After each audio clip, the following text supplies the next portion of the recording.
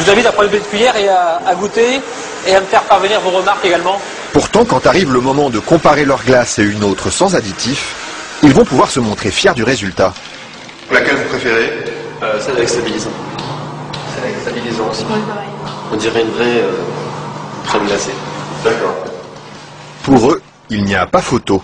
Et pour le consommateur non plus. Mais que trouve-t-on exactement dans ces additifs qui permettent de fabriquer des produits light? Et sommes-nous suffisamment informés sur leur composition?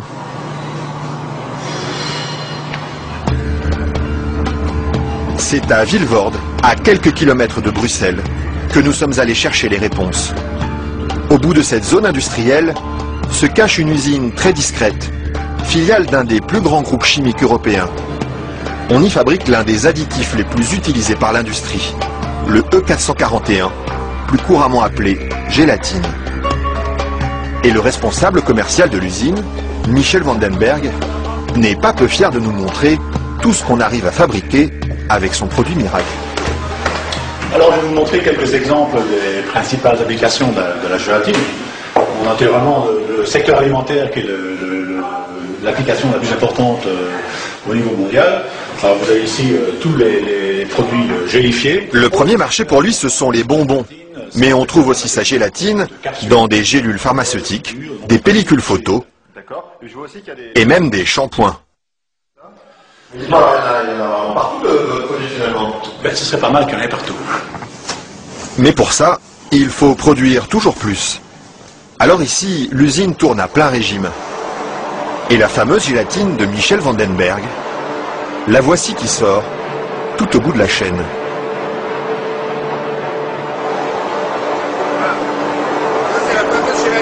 Là, c'est la gélatine. Ce sont ces spaghettis qui collent aux doigts. Il faut à peu près 3 à 4 jours pour arriver jusqu'ici. De la préparation de la matière première jusqu'à le séchoir ici. 3 ou 4 jours de transformation dans les entrailles d'une usine où ces immenses cuves remplies d'acide et d'eau bouillante font régner une moiteur tropicale. Et au milieu de cette atmosphère étouffante, il y a un détail qui frappe le visiteur et qui pénètre jusque dans les locaux les plus protégés de l'usine. C'est pourquoi ça? Ça c'est les odeurs. C'est mauvais les îles? Dépend, ça dépend.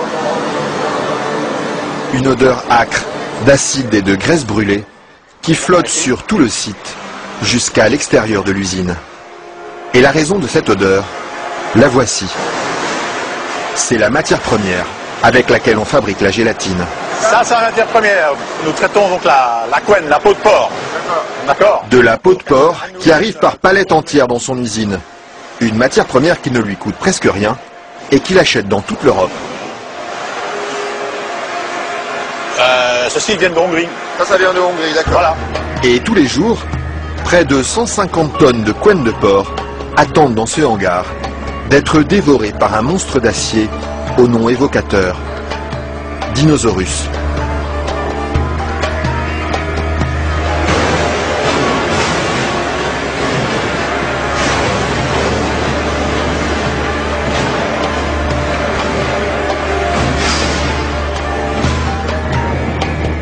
Grâce à cette matière première bon marché, Michel Vandenberg parvient à vendre sa gélatine à moins de 5 € le kilo.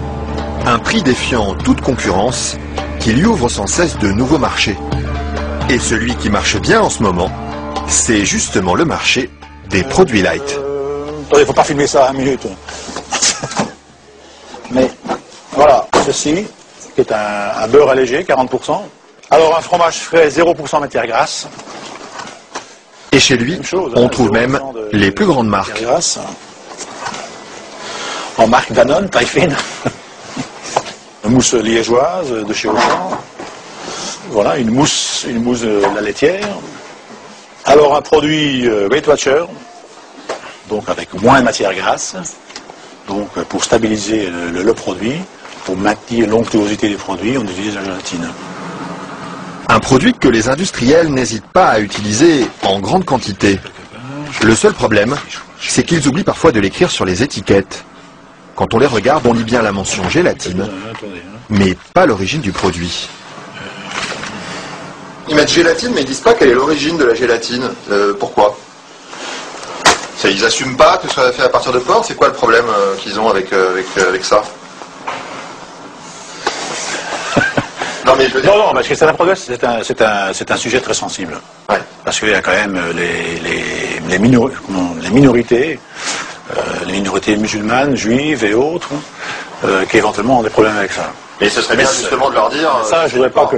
Oui, je sais bien, mais je sais pas s'il faut mettre ça dans l'émission. Mais c'est vrai que, bon...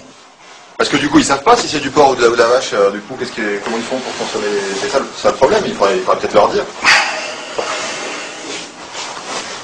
Une question qui laisse Michel Vandenberg sans voix et à laquelle aucune marque de l'agroalimentaire n'a souhaité répondre, malgré nos nombreuses sollicitations. À croire que la gélatine de porc est un sujet sur lequel il préfère rester discret. Maintenant, si vous faites une mousse au chocolat chez vous à la maison, moi j'en fais chez moi aussi, je n'utilise pas de gélatine. Hein, mais... Pourquoi ils utilisent, eux, les industriels?